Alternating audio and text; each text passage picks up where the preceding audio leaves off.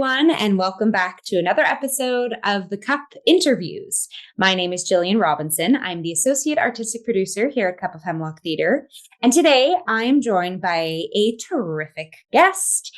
I'm joined by Meaghan Salmon. Meaghan is the Artistic Director of Sunbeam Theatre and is directing their upcoming production of Antigone. So today's episode, we're going to be talking a lot about that show. We're going to be catching up with Meaghan. We're going to get to know more and more, and it's going to be an awesome time. Meaghan, I'm so excited. Welcome. How you doing? Thank you. I'm so happy to be here. I have been really looking forward to this chat. Yeah, we're so lucky to have you with us. Before we dive too far in to learn all about Meaghan, I will bring you through our usual The Cup icebreaker. What beverages do you have with you to sip on today, Meaghan? What's in your cup?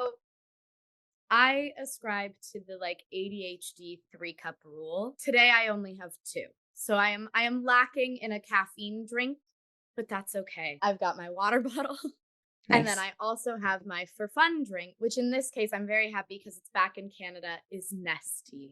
Yes. Which brings me great joy. So this is the fun drink kind of doubles. It doesn't have caffeine in it, but it feels like it just because I'm so excited to have it. So I have my Nestea and my water going. Amazing. Iced tea is my drink of choice. Here's the thing. I feel like Meaghan and Jill are going to learn so much about each other more and more in this episode too. And I'll just start it off with, if I'm going to order out, I always get an iced tea, whether it's whatever brand. So I love that that's in your cup today. Yeah. What's in your cup? I have just a water bottle today. I'm doing a bottle as opposed to a cup. Lots of water. I'm definitely needing, on these episodes, I say hydration station, and that station has been very low in the last couple of days. So we've just been chugging pure H2O to get us through. Good stuff. Right? Important stuff. I'm also, put me in a rehearsal hall. I'm a 1000% a Three-Beverage girly as well. The caffeine, the water, the fun drink. Yeah. Mm-hmm. Amazing. So talking about in rehearsal hall, talking about theater, to kick us off, Meaghan, tell us about your journey. We talked about you wear the hats of artistic director and director for this particular project, but if you can kind of dive a little bit into the history of Meaghan and your journey in the arts. Yeah. The journey of Meaghan in the arts starts at 3, playing a lamb in a Christmas play. I was very lucky growing up. I grew up in Niagara, and I got to do a lot of school shows and community theater, and really just loved everything I could get my hands on. And then when I graduated high school, I knew that what I want to do is theater. And I spent some time at George Brown, and then that fell through. And I spent some time at Sheridan in their technical theater program, and realized very rapidly when I was there that well, I understand the technical stuff, and there are parts of it that I really enjoy. I was like, this is not where I belong. Yeah. I need to be back in, not that what they do is not creative. It's very creative, but in the creative performer side of things. So I ended up switching. I moved from Oakville to Toronto in New Year's 2020 to go to Randolph for musical theater. And then I did 4 of my 6 Randolph semesters online from my parents' living room because the pandemic happened. Yep. But all of that was a really great foundation for me to be able to walk out of that going, you know what I think I want to do? I want to direct. Mm-hmm. And even beyond that, I'm somebody who tends to be very specific about my goals in life. I'm declaring it now. If you're listening, board at Stratford, pay attention. Yes. I would like to one day become the artistic director of the Stratford Festival. Yes. That's my life goal. Nice. So I know that they just announced a new artistic director, and I'm next. My name is next on the list. Put me down. But yeah, so having such a wide knowledge base of having studied some classical theater, studying musical theater, studying a little bit of technical theater really helped, I think, going into the industry to be able to do the thing that so many of us do, which is okay, I want to work on stuff.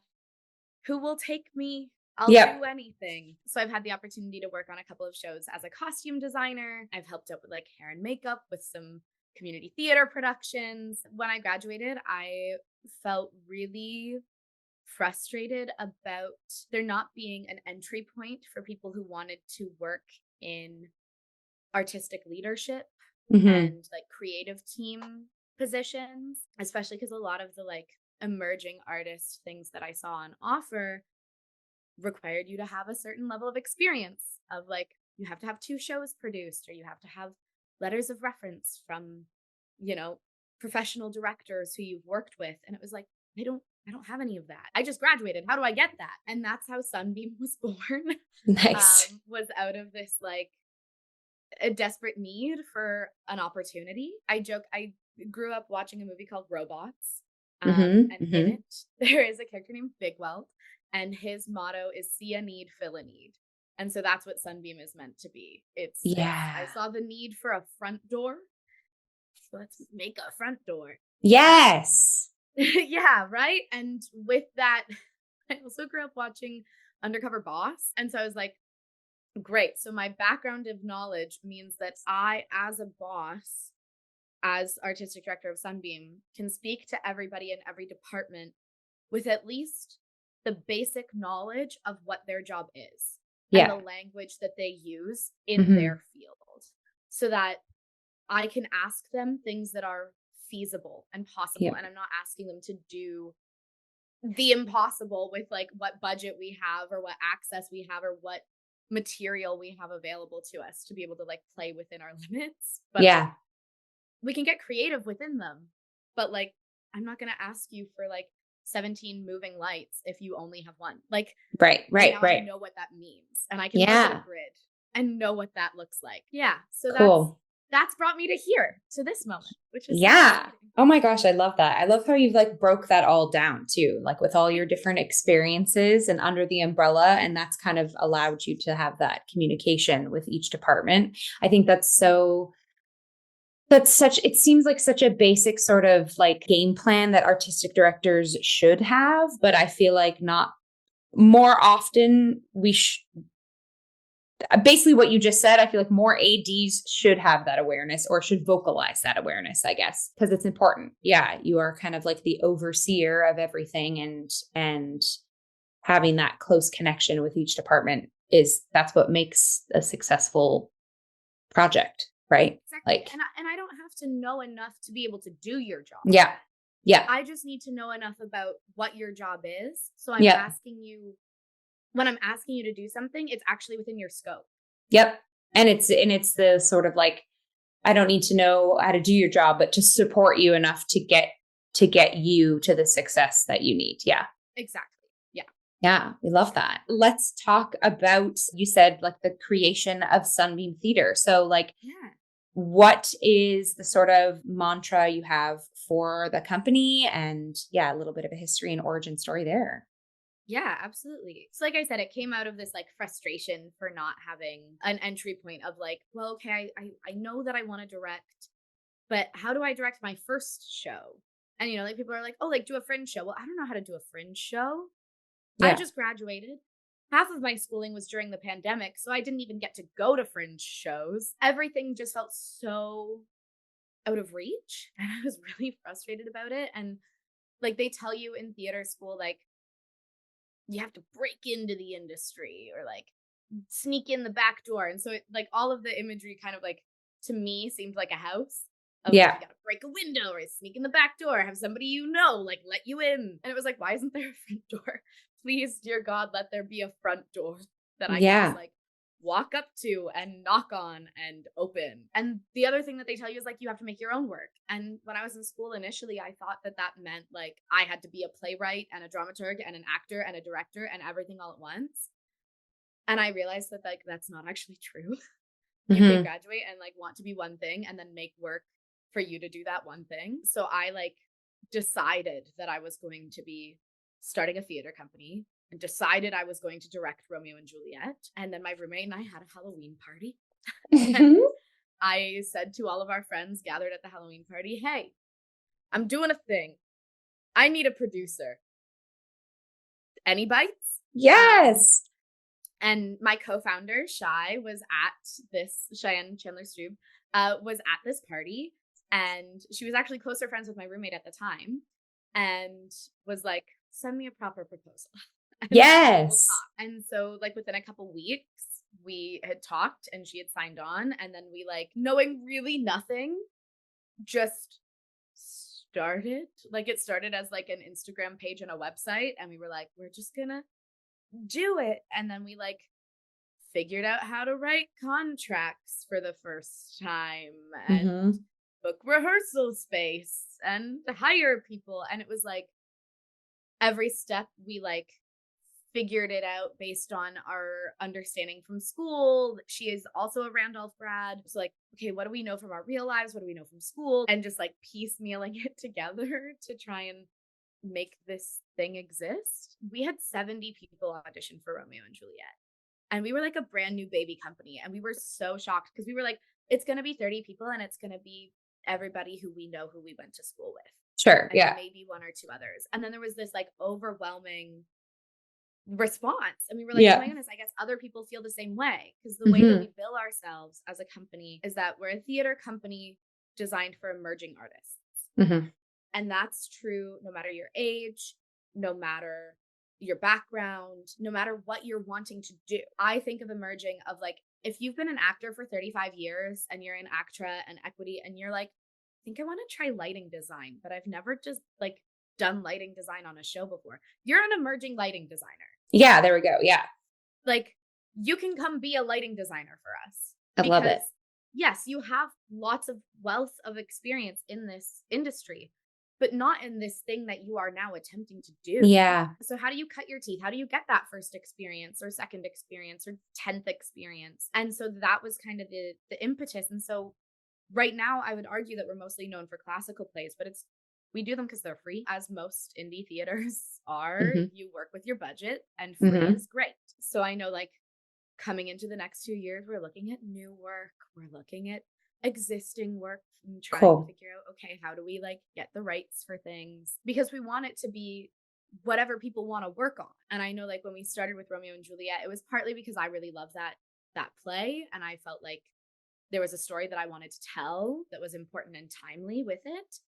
But also that there was a part of me that was like, I'm really sick and tired of seeing the 35-year-olds play Juliet, which is like no shade to people who are 35. But I feel like sometimes, especially with classic works, there's this like, you have to have a certain amount of experience before you can delve into these roles. But when you're 19, you're far closer to Juliet as a person than you are when you're 35. And even like last spring, we did a festival where we did play readings, and like, what does a 20-something Nora in a doll's house look like versus a 30-something Nora in a doll's house? Like, it means something different. And it's something that I don't think often gets explored, and that young actors want to sink their teeth into these really interesting roles.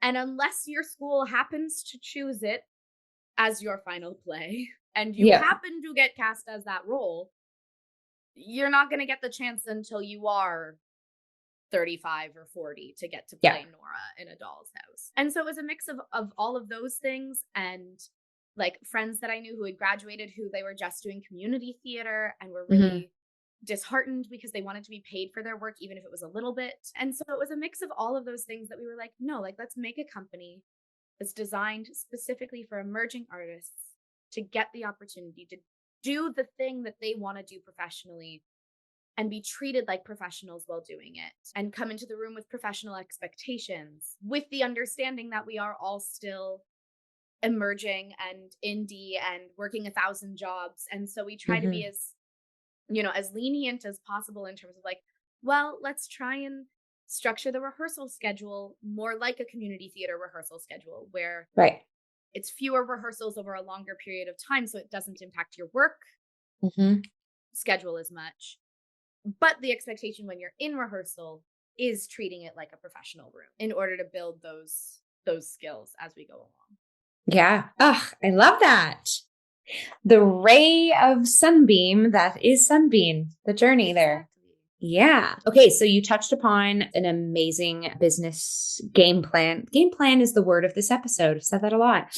Going with the classics, because for any viewers or listeners tuning in who aren't aware, rights for plays and shows are very expensive unless you are doing the classicals, are you're beyond sort of the estate of the deceased playwright. Things are either, like we said, free, like the classics, or there's a whole sort of spreadsheet you can go through of price points of different playwrights' estates, etc. But it is such a lovely way for a novice company to dive into popping projects on the stage that are like Romeo and Juliet, Shakespeare's works, obviously, any Greek, Roman classics. So enter Antigone, which is the project on the docket upcoming that I mentioned earlier. You are directing that.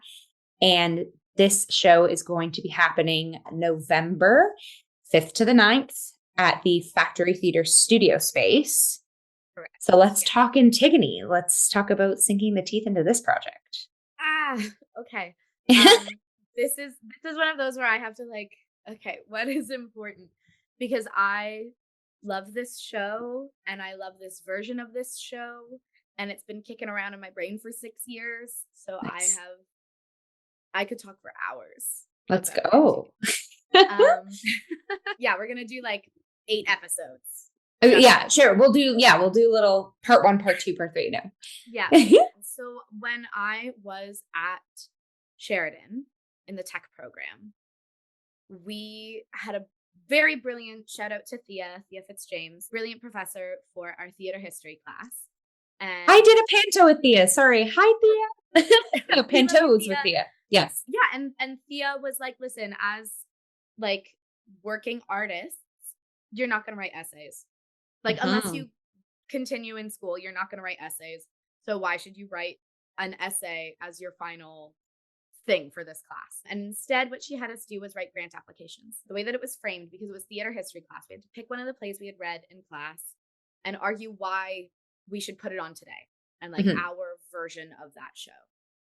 And I mean, it's been 6 years, so Thea, I'm sorry, I am going to tell people. But we read Oedipus Rex. We did not read Antigone.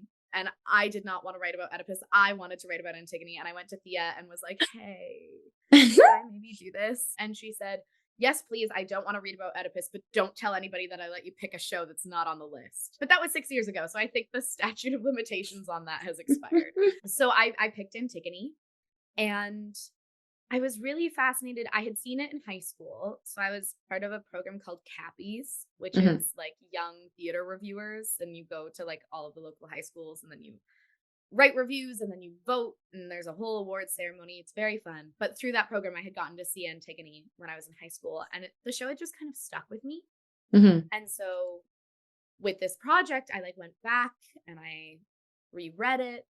And I've always been really into the 60s and 70s, both like fashion and music and style. And, you know, it was a huge time of change in the world as well. And all of those things have really fascinated me kind of throughout my whole life. And so I was like, why not both? And so my grant proposal was this idea of, what if we take Antigone and put it in the 60s? Because this show, for the listeners who are not familiar with Antigone, hopefully you are familiar with Oedipus, who is the guy who married his mom and then had babies with her. So that play happens, and then Oedipus leaves, and his wife, who is also his mom, Jocasta, dies, and their 2 sons fight over who gets to be king, and then they both kill each other in that fight. And that is where our play starts.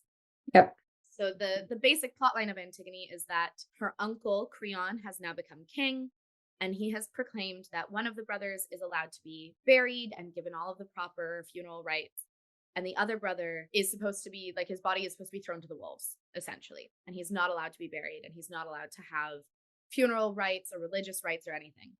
And Antigone takes issue with that, and it's not really a spoiler. It happens in the first scene. She goes and she buries her brother, and the rest of the play ensues in this question of, okay, what is going to happen next? Because she has specifically defied this law from Creon, who is this new king who's trying to kind of establish himself as a leader in this way, and what's going to happen, and let fate befall what happens. And I think the show is really about like your choices and when you choose to stand up for things. And when do you choose to incur risk to yourself for Mm. standing up for something, because you might believe in it, but you're not willing to risk something to say that. And so that felt very like reminiscent of a lot of the protests of the 1960s, of the civil rights movement, of the anti-war movement. So that was kind of what my grant proposal was. And then it lived in a Google Doc for Yep. 5.5 years. And then last year I brought it to the board and was like, hey, I think I want to do this. And they said yes. And then I was like, oh, great, I can actually run with this. As I was doing research, I got more and more specific. So I did oodles and oodles of research for this show, both because I was personally enjoying it and also because I am somebody who likes to be very specific about my choices and like having well-researched choices, especially when I'm referencing something that actually happened. So our show is set specifically after the Democratic National Convention in Chicago in 1968. It was such a unique political moment in time. So 1968 was like the year of upheaval, in particular in the United States, but all around the world. Paris shut down for a month. The Vietnam War was raging. It was the worst year of the war up to that point, of things reaching a fever pitch in that respect. The Prague Spring happened that year. Like, there's so many different things that went on in 1968. In Canada, that was the year that Pierre Trudeau was elected. So, like, just the whole world, everything kind of changed in 1968. But in particular, with the show being set in Chicago, leading up to the Democratic National Convention, Martin Luther King was assassinated.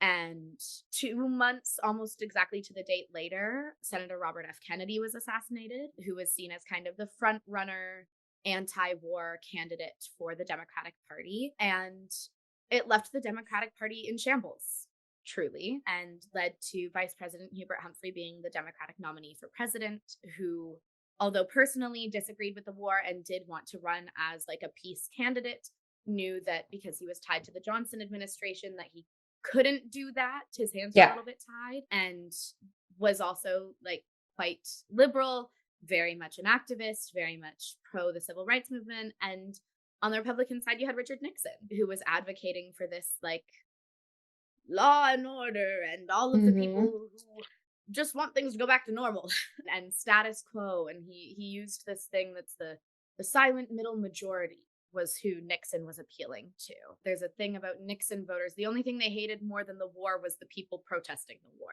And that's why they voted for Nixon. But I just felt, especially over this last year, as we look at political leaders in Canada and in the United States on the left, I know for myself as a young person, and for a lot of the folks that I work with and my social circle, feel really disillusioned and frustrated with their politicians and don't feel that their voices are being heard or accurately represented by the people who are supposed to be representing us, which is very much what young people in 1968 were feeling at the Democratic National Convention. Yeah. They felt like they weren't being heard on civil rights. They felt like they weren't being heard on the anti-war movement. And when I say anti-war, I'm speaking specifically about the Vietnam War. And something that was really unique about that moment as well is that a lot of these young people couldn't vote. So something I discovered while I was doing my research is that the voting age in the United States was 21 until 1972. Right. The draft age was 18. So between the ages of 18 and 21, you could be drafted into the military and sent to Vietnam to go die for your country, but you were not allowed to vote. So you had no voice, actually, to advocate for yourself. So you had to try and put pressure on politicians to advocate for you, because you couldn't advocate for yourself with your own vote. And you hoped that the people who were 21 and up would think about you and consider your experience in all of this. Unfortunately, in a way, like, the show has only become more and more relevant since we announced that we were going to be doing it, because the divide is so strong. And I think there is a frustration, honestly, on both sides, with people who do stay silent. And what is it that pushes you to say something? Yeah. And or why don't you? Like, is it, and there are many valid reasons to not speak up as well. Like, I don't want to make anybody who's listening feel like, oh goodness, that they're talking about me. No, like, yeah. You have to consider your own like personal safety and that sort of thing. Like, and there are plenty of valid reasons why you might hesitate or wait or only speak out to certain people or in certain moments.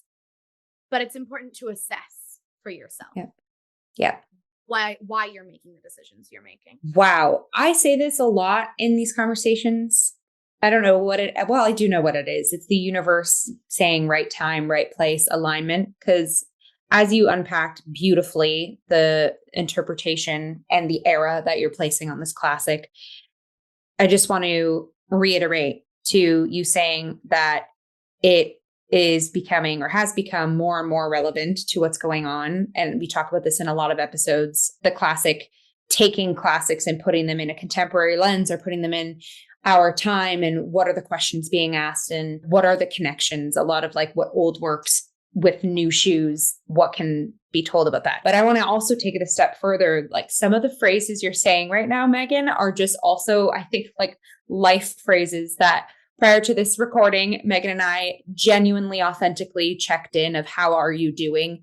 And we shared that not only ourselves, but people around us are kind of going through so many hurdles and loops. It is a moment right now, obviously globally for sure, but just right outside our doors and individually, not only as artists, but as humans, there is just so much ruckus and vortexy things going on right now. Mm-hmm. So I just want to just take a breath in a moment to realize, like, we are talking about your next production of Antigone, but how we're talking about it and how we're unpacking it, it is pressing upon so much more than just that. Mm-hmm. And if that is not art doing its job, I don't know what is, you know?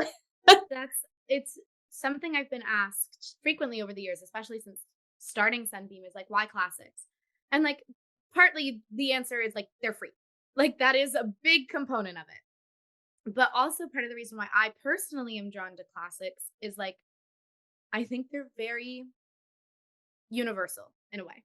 Mm-hmm. That we can find ourselves and we can take these plays, the Greek plays, the Shakespeare plays, and transport them. You can do that. I understand, obviously, like there's, you know, many pieces of layered history surrounding these works that can sometimes make it more complicated for some folks to access them. But I find that they are asking what it is to be human. Yep. What is it to be a person, to engage with other people, to have relationships. And I think a lot of contemporary work then goes, what does it mean to be this specific human? Right. And is not necessarily about an individualized experience, but like a certain identity to experience relationships and the world around them, and how they engage with the people around them, and how people around them engage with who you are. Mm-hmm. Because like there is so much nuance in that, and it's a fantastic and beautiful thing to explore, and a beautiful thing to learn about other people's the way other people walk through the world. Mm-hmm. And it's so important to hear so many different stories. And I think it is also sometimes nice to come back to, what if we just ask what it is to be human? If it's not what it is to be this specific human. Yep. But what are the things that we all share? Yeah. Especially in times like these, when it is so difficult, when it is so, you know, everybody's fighting on the internet all the time.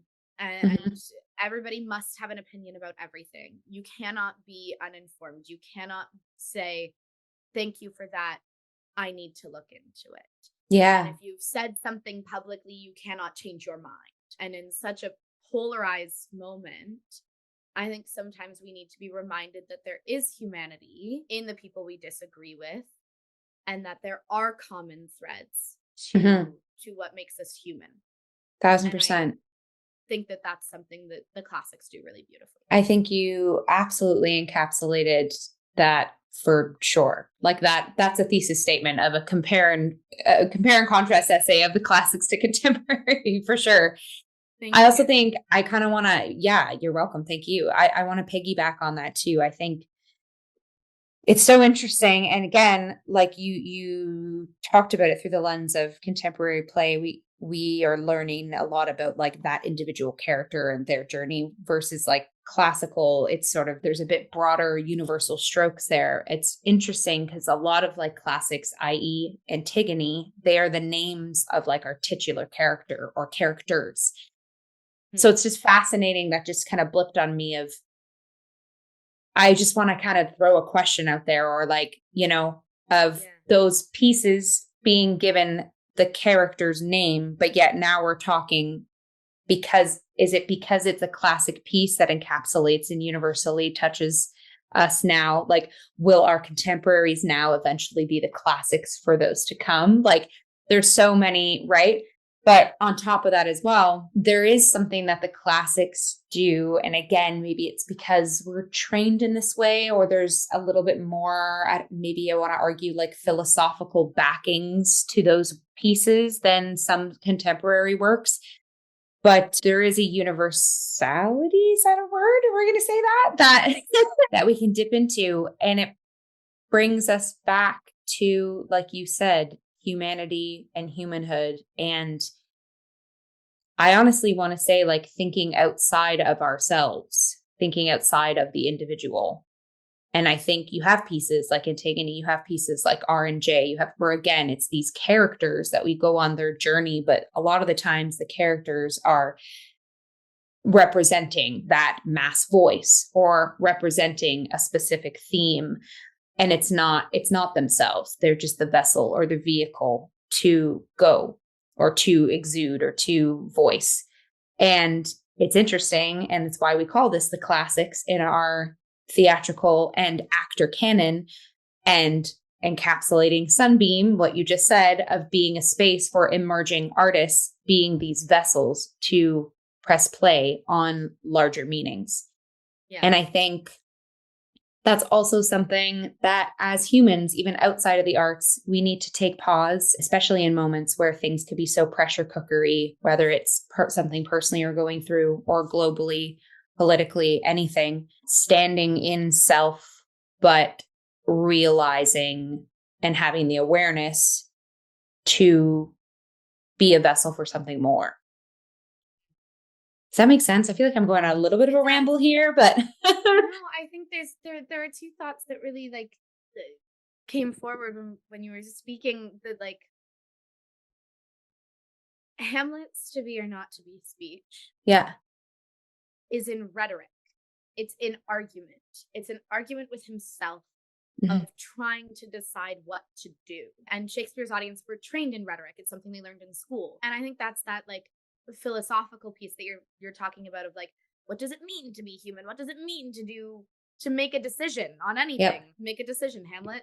that's his whole thing. His whole play. It's a 5-hour long play about, oh dear God, I have to make a decision. The other thing that came up, I had the wonderful opportunity of helping out a cousin right around the time that I was working on R&J.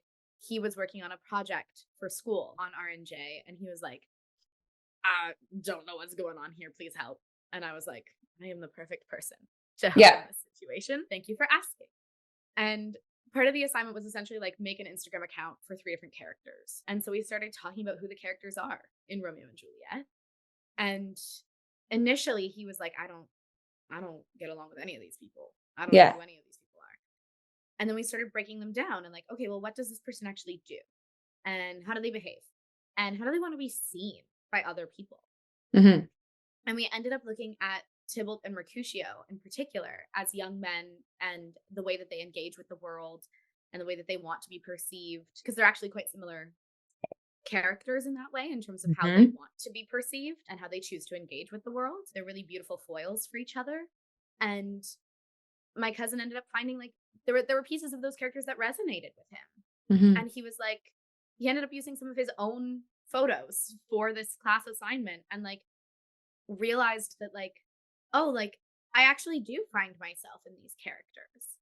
Yeah. Where he didn't think that he could. And it was so lovely to watch him engage in that way. And you know, all it takes is sometimes a conversation to like gain that that access to those characters in a new way. Mm-hmm. And I just remember him saying to me, because I would, you know, go off on a tangent about one of these characters and then be like, oh, sorry, like you probably are bored. And he was like, no, this is actually like, I haven't seen someone be so excited and passionate about something in my life in a really long time, and like be unashamed to be passionate about it. Yeah. Because I think that's another thing too. Like the classics are very passionate.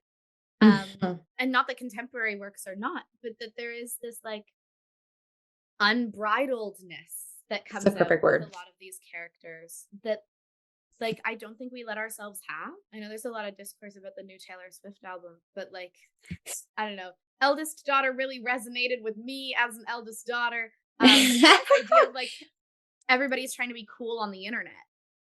And it's like, yeah, I don't know, like, not to speak for other people, but like, I certainly am constantly concerned about how I'm perceived, Mm, you know, especially as actors. Like, when you're yeah. trained as an actor, you're constantly aware of being perceived. It's our job. We choose to be perceived. What a weird, unique thing that is to ask to be perceived, and perceived wholly, Mhm. perceived in these moments of unbridledness, of great emotion, good or bad, you know, ugly tears, you know, Yeah. great joy. Like, what a privilege it is to have a job that lets us go that far, Yep. and to shake off those expectations of what we are supposed to be Mhm. and just be. And I think that's a really fun thing to explore with all works in theater. It's such a privilege that we get to do this job that lets us do that. Yeah. Wow, we are going to have so many pull quotes from this episode.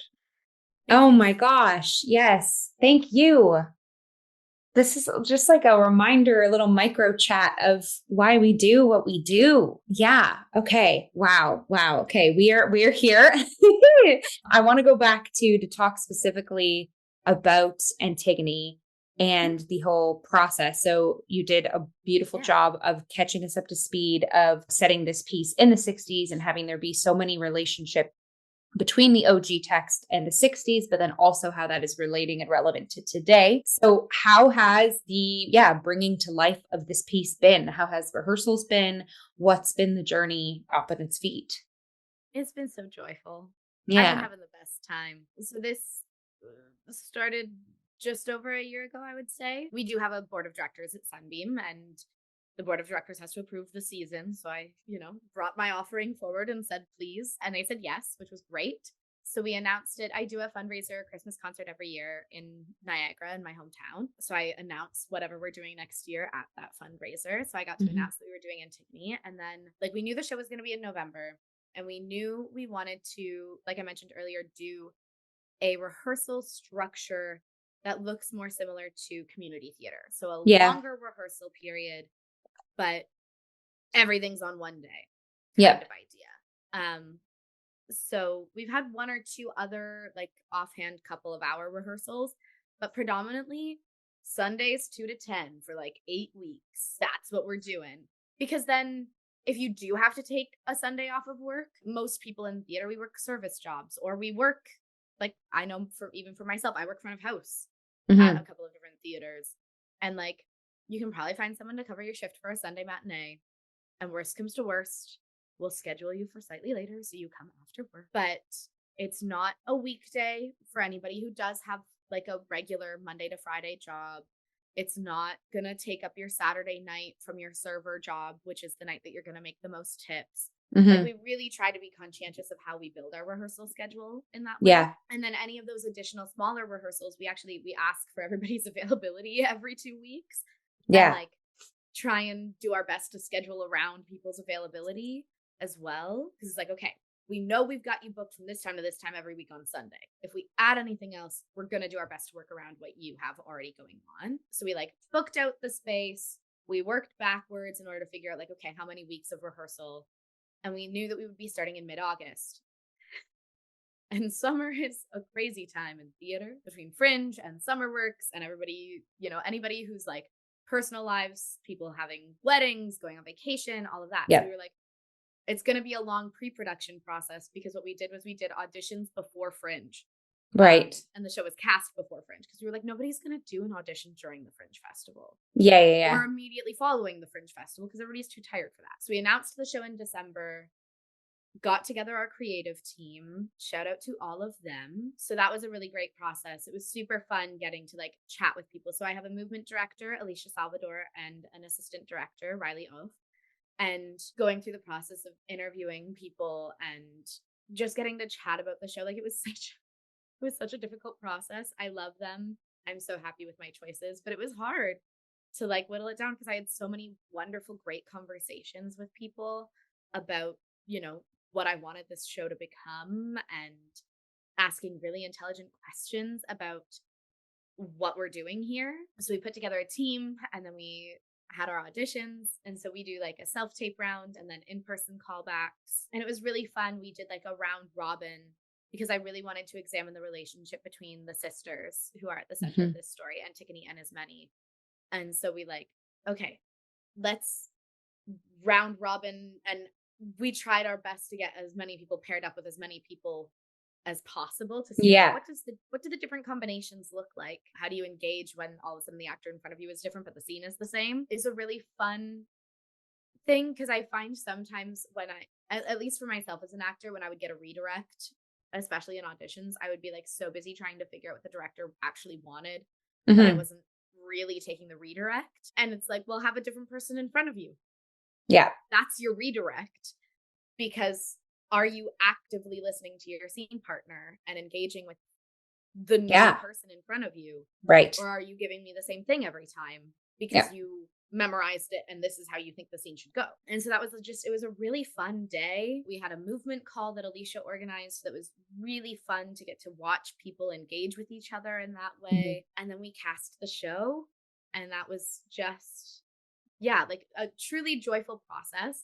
And then we had this awkward, weird, long period over Fringe where we were like, okay, have a nice summer. See you in August. And then we got together in August and it was great. And we did a table read and kind of broke down the world of the play and this very 1960s, you know, aesthetic, and what are the costumes going to look like in the set, and how are we going to craft this world where the audience understands that it is this like ancient myth in the 60s, and how it connects, and all of those, a little bit like the red string.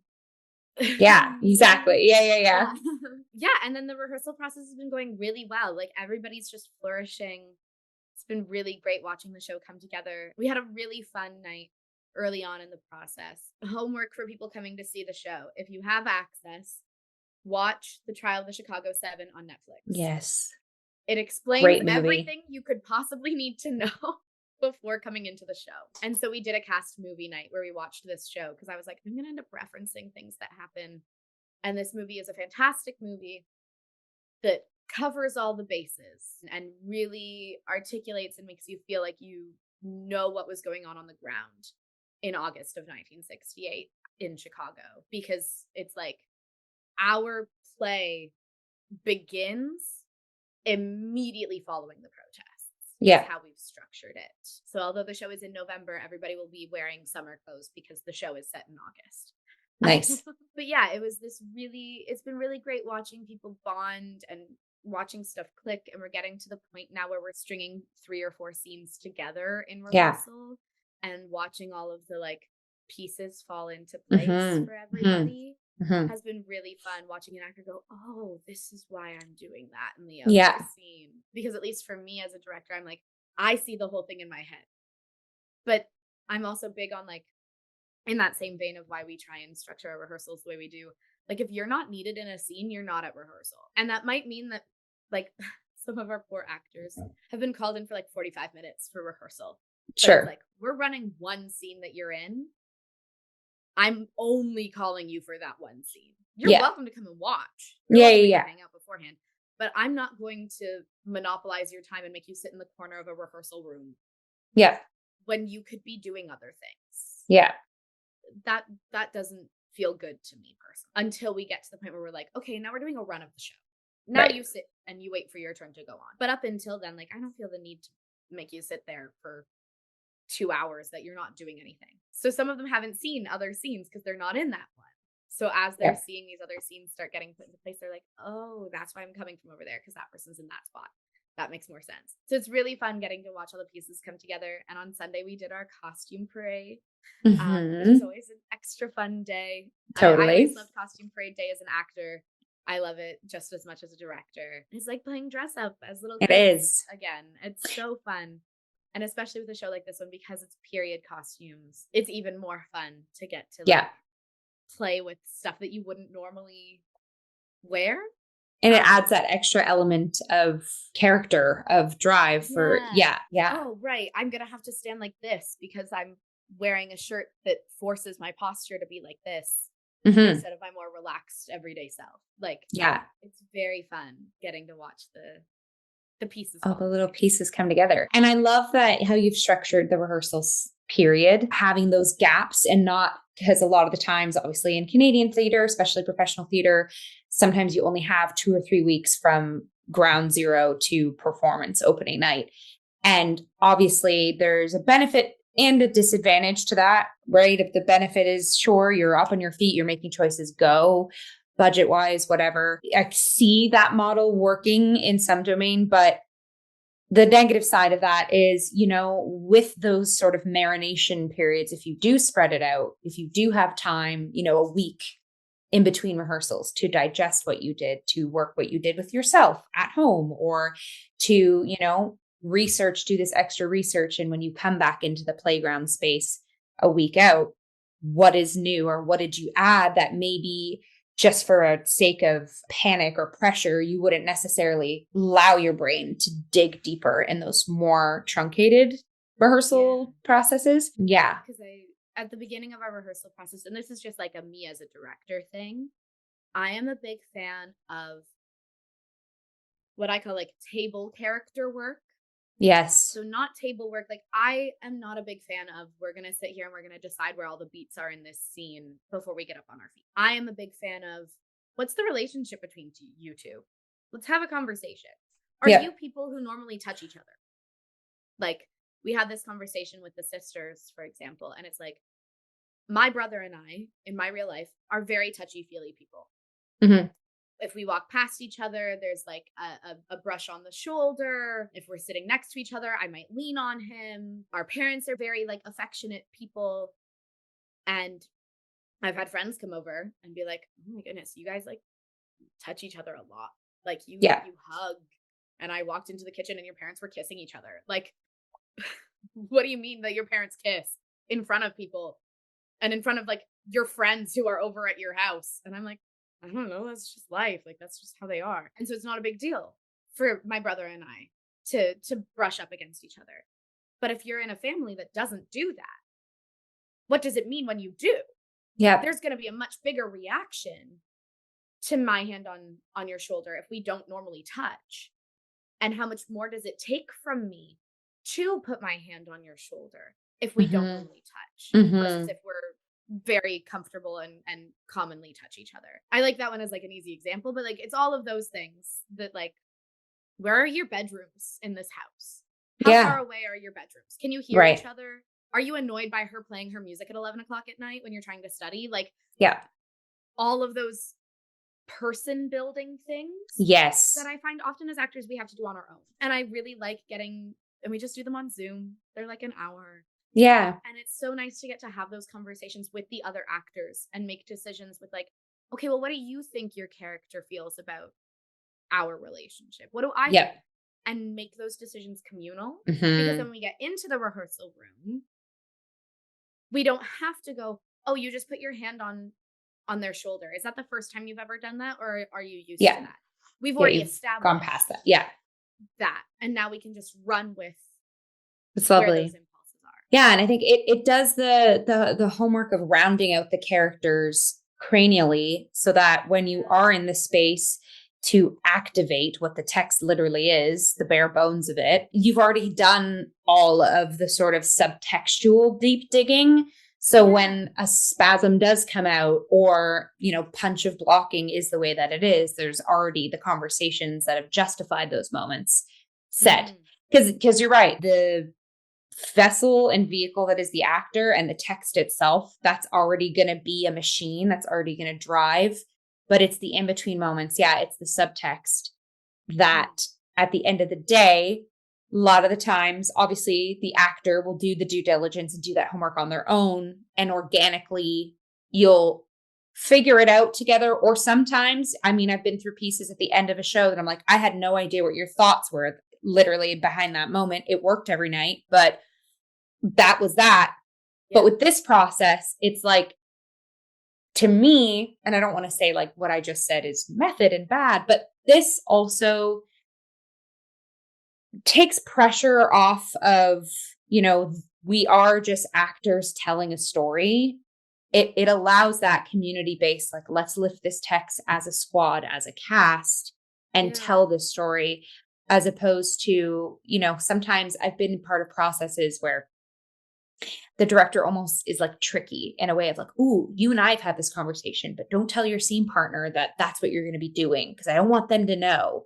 Yeah. Where it's like, sure, it could be a game we play, but also it's kind of cool if they know what I'm doing, because they might add a frosting on top of the cake that I just built, right? Or we might get somewhere as a team to make this piece thrive. And it kind of goes back to the conversation we're having of, it takes it outside of the self and makes it universally at large.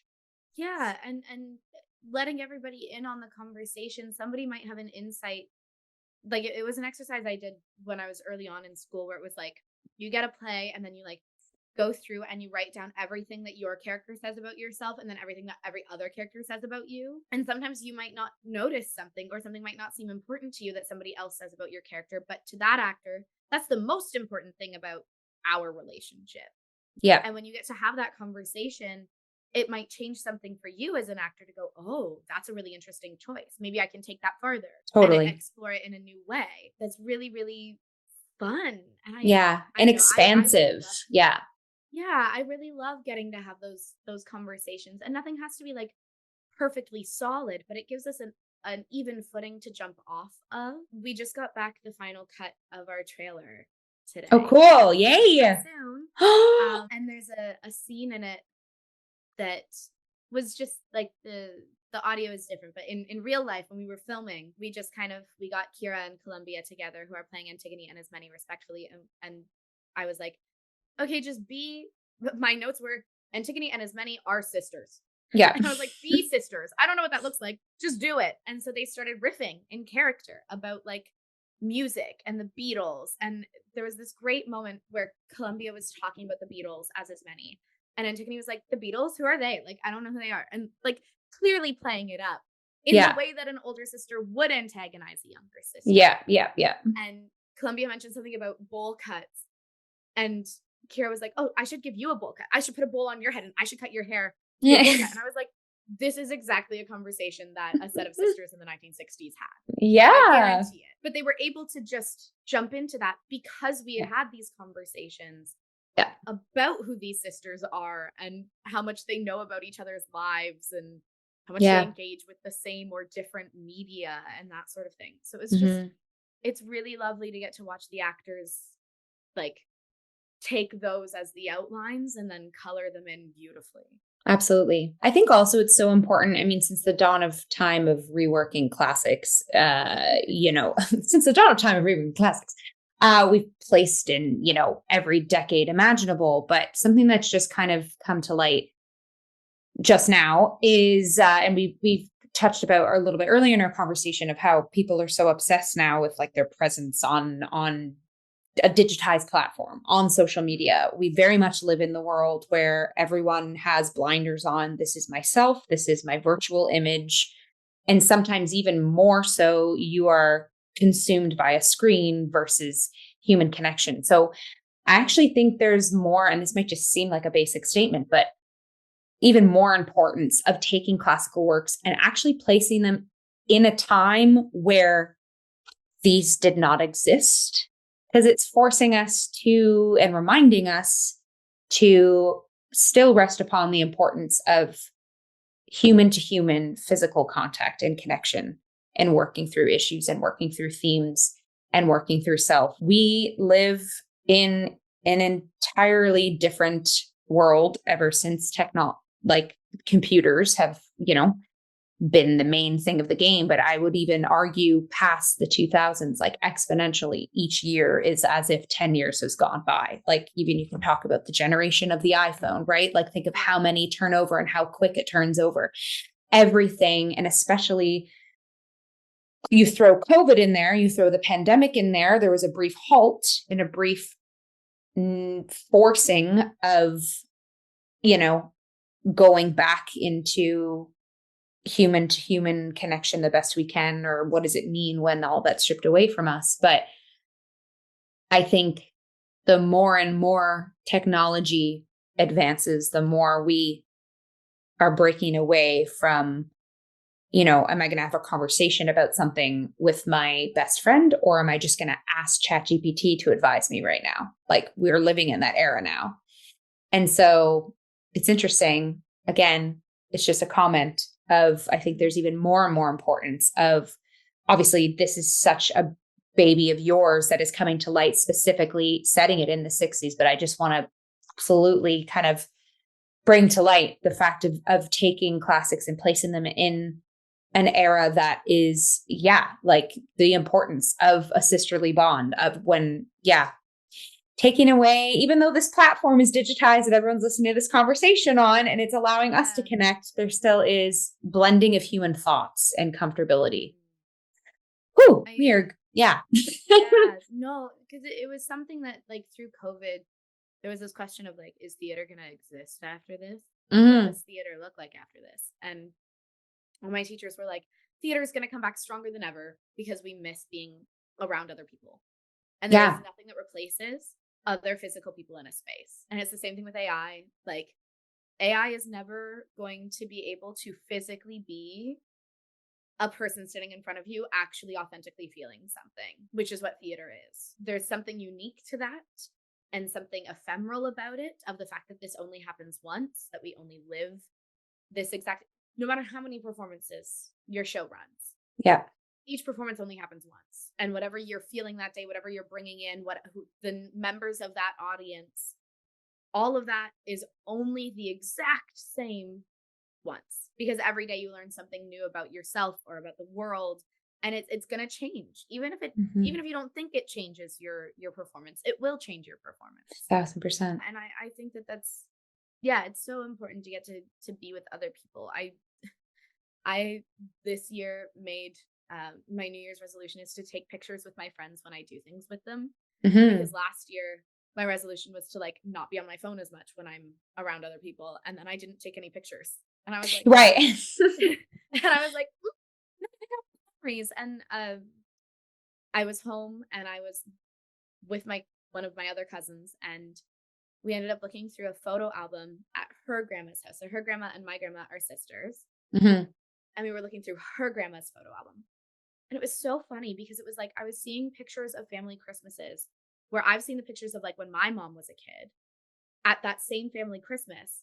But now I'm seeing her cousin as a kid at that same family Christmas. And I'm like, I recognize, like, great grandma's dress because I've seen this Christmas before, but I'm seeing it from a slightly different perspective, which was so fun. And then she brought out my grandmother's parents' photo album. This is my great grandparents' photo album. And there are pictures of, like, my great grandparents in their 20s with their friends at the beach. And I was like, oh, right. Like, how often do we think about our grandparents or our aunts and uncles or our mom's cousins as a 20-something with their friends at the beach? Right? Like, I know I don't often think about my grandma as anything other than my grandma, because that's what I know her as. But grandma was also once 20 with friends who went to the beach. And I was like, you know what? I want my grandkids someday to look at pictures and go, oh, grandma was once 25 and she went with her friends to the beach. And these are grandma's friends. Because there was this picture and she was like, oh, yeah, that was my mom's best friend. And I was like, oh, like, what a thing to think about, that we don't like, especially because of online, like, we think of people as, like, just this one thing. And not their full lives that surround them as well. And I've started printing the pictures off. So I have them in, like, physical, you have to turn the pages photo albums. And it's, like, such a lovely conversation piece, because then people come over and they flip through them on the coffee table and are like, oh, yeah, I remember that. Or, oh, who's this? And, like, it reminds us that we're all actually real human beings who have full lives and do things with them. That connection is so important. And, like, you know, they tell you in theater school, like, don't let acting be your whole life. And, like, don't. Like, and I say that somewhat hypocritically, like, most of my life, most of my hobbies relate in some way back to theater. But like I also do them for fun. Like, yes, I have a Mhm. Pinterest board for Sunbeam shows, but I also have a Pinterest board for me. Yep. That's, Like, yeah, important to remember. Yeah.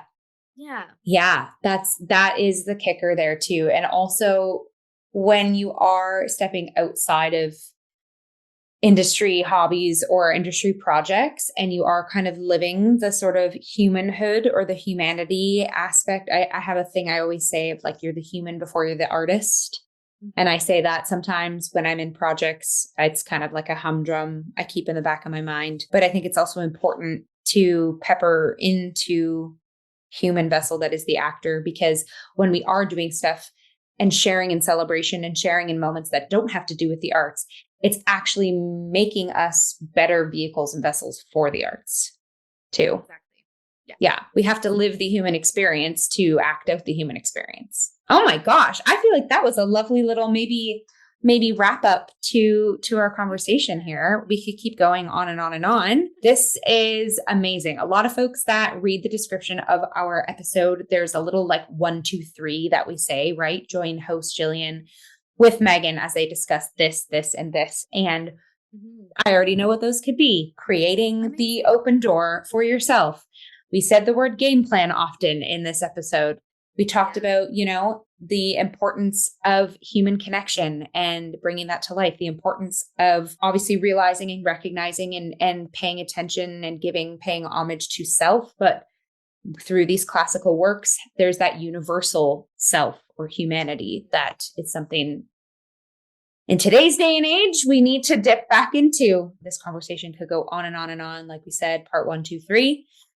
I definitely would love to have you on the cup with us again, Meaghan. Obviously, we are going to put all the details for Antigone below, happening November 5th to the 9th at Factory Theatre. So go ahead and click the link. Exciting that the trailer's on its way. So folks can probably peel their eyes to the Instagram account. Do you want to plug some things for us? I just want to also thank our sponsors. As anybody in indie theater knows, nothing is possible without donors and sponsors. So our lovely sponsors for Antigone are Adapt Media, the Duke of York Pub, and Summerhill Babysitting Club. We love them. We appreciate them. They truly make our work a thing that can exist. And I also want to plug, we have an arts worker code. Right. So all caps, Antigone, and then the numbers 1-5.